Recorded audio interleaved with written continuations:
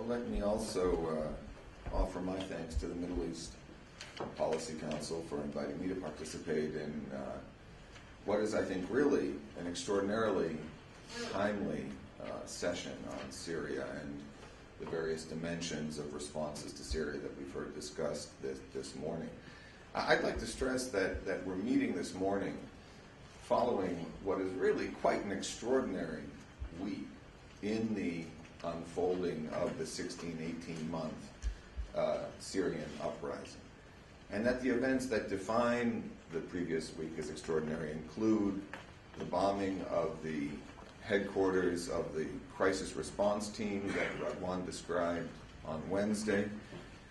It includes a growing number of high-level defections from the regime. It may be that there are a small number of very senior generals now present in Turkey, having crossed the border, but the total number, as I understand it, is now about 24, which leads us to wonder how many more generals are present inside of Syria and able to act. Some of these extraordinary events also include the escalation of confrontations on the part of the armed opposition against the regime. In June, there were 250 clashes between the armed opposition and government forces, the highest number ever recorded, and I think we're on pace to increase the scale of confrontation this month in Syria. These events include as well the capture of some of the critical border crossings between Syria and Turkey and Syria and Iraq by armed opposition forces, even though control over those crossings is severely contested by the regime. And I think these developments have collectively produced what I would argue is perhaps the most dramatic shift in the dynamics of the Syrian uprising since it began back in March 2011. And I think that despite the regime's counteroffensive in Damascus over the past few days and in Aleppo, which has dramatically escalated the humanitarian crisis that Syria confronts and created tens of thousands of new refugees, despite that counteroffensive, it is very, very hard to avoid the conclusion that the stalemate of the past 18 months between the opposition and the regime has now been decisively broken, that the armed opposition in Syria has succeeded in placing the Assad regime on the defensive for the very first time since the start of the uprising, and that the uprising has now created a sense of vulnerability about the regime that is causing a shift in the strategic calculus of key actors, a strategic realignment within Syria among both the critical insiders who have been the backbone of the regime, but also among some of the segments of Syrian society that have continued to support the Syrian regime. And I think one of the consequences of this shift in the strategic calculus of key actors is going to be that we will see an acceleration in the unraveling of the regime. We have arrived at what appears to be something of a critical tipping point in the trajectory of this uprising. However, it's very important to recognize that even as we have reached this point, even as we have approached what I think is a critical shift in the dynamics of this uprising, that the Assad regime still has significant capabilities, significant military capabilities. We saw them on display this weekend in the Damascus neighborhood of Maidan. It still has significant, if declining, domestic support. We should not kid ourselves. There are important communities within Syria that continue to support the regime. And the regime still has significant international backing, as we heard from Mark in particular, from Russia, from Iran, from Hezbollah, and others, all of which I think underscores that even as we see this very welcome shift in momentum on the ground,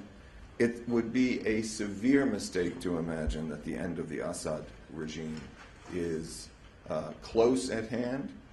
or that bringing down the regime can be accomplished without continued efforts by the armed opposition to sustain its current momentum, and without significant international support for the efforts of the armed opposition to sustain the momentum that it has achieved over the past several weeks or month or so. And this gets us to the critical question of what role the U.S. might be able to play during this critical phase in the uprising. And I want to focus on three major areas in discussing what role the U.S. might play. First, in sustaining the momentum of the past few weeks and ensuring that the regime is not able to regain its footing. And I think that potential does still exist, at least in some areas of the country. Second, in helping to avoid some of the worst case outcomes that might result during the final phases of this conflict, including a much more dramatic escalation of humanitarian crises across the country, the escalation of sectarian violence potentially across the country, the possibility of political fragmentation as some areas of the country shift increasingly out of the orbit of government control. And third, helping to create the kind of conditions for some sort of more stable political transition in Syria. Even though Radwan was a bit dubious about this prospect, I think we do have an obligation to try to ensure that the Syrians who have the principal responsibility for managing a future transition have some level of capacity to address the chaos and the instability that the Assad regime has caused as a result of its response to this mass demand for political and economic change in Syria that began back in March 2011. And what I'd like to suggest in offering some starting points in how the U.S. might be able to respond in meeting these three challenges. And here I think you'll see some overlaps with some of the ideas that Radwan put forward. Is that if we think about addressing the first two of these challenges, sustaining the momentum of the armed opposition and helping to avoid Syria's descent into the kind of sectarian violence that we saw in Lebanon or in Iraq, I think this is going to require a level of engagement with the armed opposition that goes well beyond the limits of current U.S. policy, which, despite the changes we've seen on the ground, continues to be defined as providing non-lethal support to non-lethal elements of the opposition. And I think that dealing with the third of these challenges, helping to create the conditions that might promote a more stable political transition, is not only linked to how effectively the U.S. can engage in the other two areas that I've mentioned,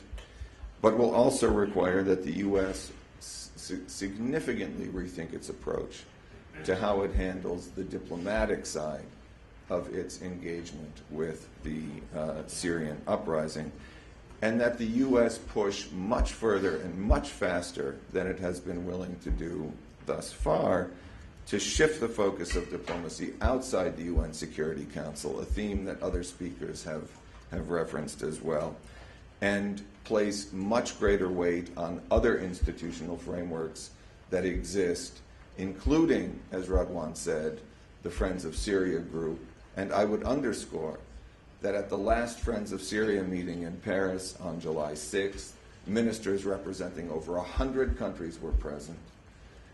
so that there is no sense in which the Friends of Syria group should be seen as somehow deficient in its ability to speak on behalf of the international community. But I would also say that those efforts to reach beyond the UN Security Council should include, as dysfunctional as it might be, deeper engagement with the Arab League, which also has the potential to play a positive role. And again, as Radwan noted, an offer from the League was extended to the Assad regime today, providing an escape route for the leadership of the regime. They are not likely to accept that offer, but what it underscores is the possibility for the Arab League to broaden its own engagement in the Syrian crisis in ways that might help mitigate the kind of worst-case transition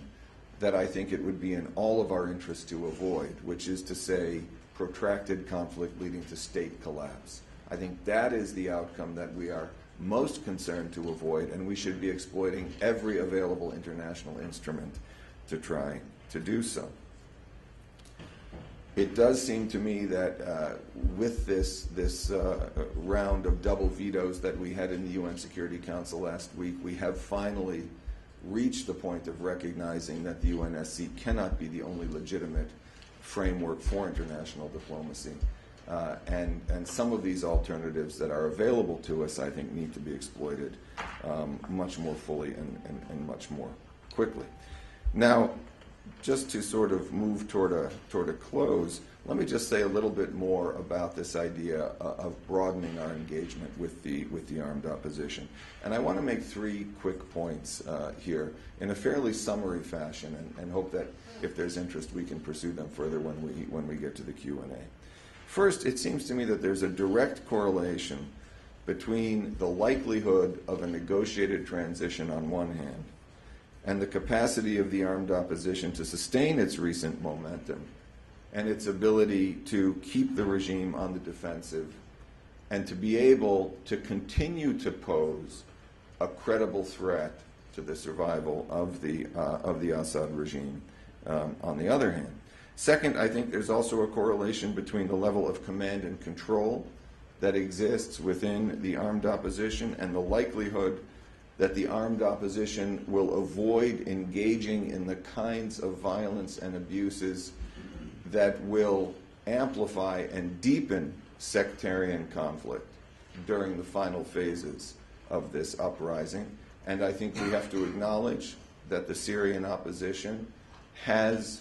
participated in activities that are exacerbating sectarian conflict in Syria, and that stronger command and control might help to mitigate those kinds of abuses. And I also think that there's a correlation between the level of command and control that exists within the armed opposition and the likelihood of a smoother, less violent, less chaotic transition into a post-Assad period once the Assad regime collapses. And I think there's a great deal more that the U.S. could do to advance all of these aims by broadening the range of support that we're prepared to provide to the armed opposition. And finally, what I would say, if we hope to achieve these aims, I also think the U.S. has to be willing to do much more than it has thus far